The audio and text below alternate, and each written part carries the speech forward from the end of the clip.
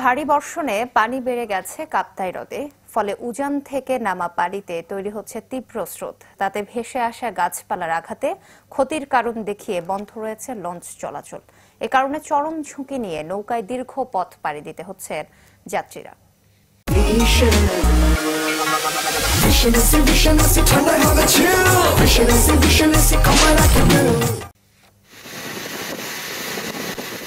গেল সপ্তাহের ভারী বর্ষণে কাপ্তাই হ্রদের পানি বেড়ে যাওয়ায় যেন আশীর্বাদ হয়ে এসেছে রাঙ্গামাটির ৫ উপজেলার বাসিন্দাদের জন্য। কেননা এতে করে সুযোগ সৃষ্টি হয়েছে লঞ্চ চলাচলের। তবে পানি বাড়লেও চলছে না লঞ্চ। এই কারণে এসব উপজেলার মানুষজন ঝুঁকি নিয়ে যাতায়াত করছেন ছোট ছোট বোটে। ফলে বেড়েছে দুর্ঘটনার আশঙ্কা। ছোট লঞ্চগুলো চালাচ্ছে জানি না, পানির স্রোতও বেশি এখন। বড় লঞ্চগুলো ইমার্জেন্সি চালানো উচিত। অনেক কষ্ট হয়ে যাচ্ছে, গরমের ভিতরে বসে বসে থাকতে থাকতে অনেক কষ্ট হয়ে যাচ্ছে। পানি যতটুকু হয়েছে আমার হিসাবে বড় লঞ্চ চললে ভালো হয় আর কি।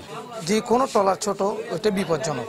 অবশ্যই লেস হচ্ছে, তারপরে আল্লাহর উপরে নির্ভর করে চালাচ্ছে আর কি। লোকগুলো বেঁচে থাকবে না চালাইলে। বৃষ্টি পড়ার পর পানি নামতেছে, এখন লঞ্চ চালাইলে আমাদের জন্য রিস্ক। যদি পানি দূর থাকে লঞ্চ চলাফেরা করানোর জন্য আমরা উদ্যোগ নেব। মালিকদের দাবি, প্রচন্ড স্রোতের সাথে ভেসে আসা গাছপালার আঘাতে ক্ষতির সংখ্যা রয়েছে বলে বন্ধ রাখা হয়েছে লঞ্চ চলাচল।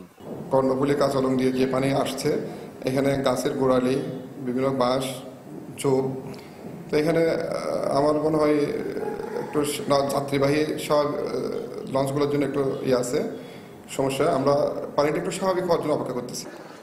তবে লঞ্চ মালিকদের সাথে আলোচনা করে দ্রুত প্রয়োজনীয় ব্যবস্থা গ্রহণের আশ্বাস জেলার এই শীর্ষ কর্তার।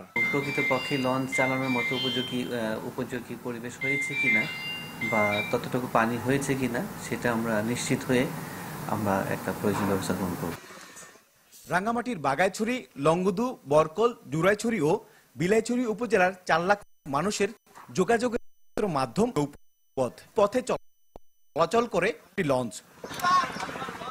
জিয়াউল হক, চ্যানেল 24, রাঙ্গামাটি।